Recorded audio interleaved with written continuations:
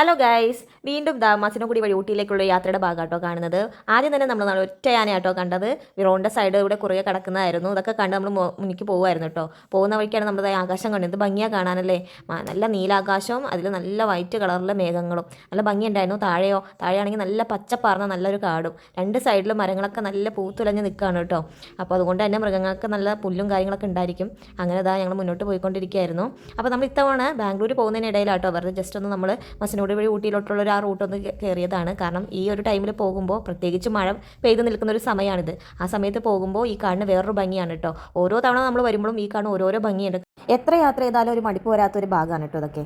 കാരണം കുറേ തവണ നമ്മൾ ഇതിലൂടെ പോന്നിട്ടുണ്ട്. എങ്കിലും നമുക്ക് വീണ്ടും വീണ്ടും വരുമ്പോൾ വീണ്ടും ഓരോ പുതിയ പുതിയ കാഴ്ചകൾ എന്ന പോലെ നമുക്ക് അങ്ങനെ കണ്ടിരിക്കാൻ പറ്റുന്നതാണ് കേട്ടോ ഈ കാട്ടിലൂടെയുള്ള യാത്ര. ഈ ഫ്രെയിം കണ്ടോ? ഇത് കാണുമ്പോൾ ശരിക്കും പറഞ്ഞാൽ നമ്മുടെ ലാപ്ടോപ്പിലോ അല്ലെങ്കിൽ മൊബൈലിലൊക്കെ വരുന്ന വാൾപേപ്പർ പോലെ തോന്നിക്കുന്നില്ലേ? എനിക്കങ്ങനെ തോന്നിയിരുന്നു കേട്ടോ. നിങ്ങൾക്ക് അങ്ങനെ കാണുന്നുണ്ടെങ്കിൽ ഒന്ന് കമൻറ്റ് ചെയ്യണേ. പിന്നെ നമ്മൾ ഇത്തവണ പോയപ്പോഴും ആനേനെ കണ്ടിരുന്നു കേട്ടോ.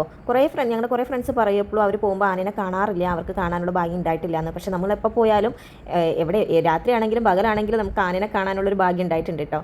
നിങ്ങൾക്ക് ഈ വീഡിയോ ഇഷ്ടമായിട്ടുണ്ടെങ്കിൽ തീർച്ചയായും സബ്സ്ക്രൈബ് ചെയ്യാൻ മറക്കരുത് കേട്ടോ. ഇനി അടുത്ത വീഡിയോയിൽ നമുക്ക് കാണാവേ. Okay, by.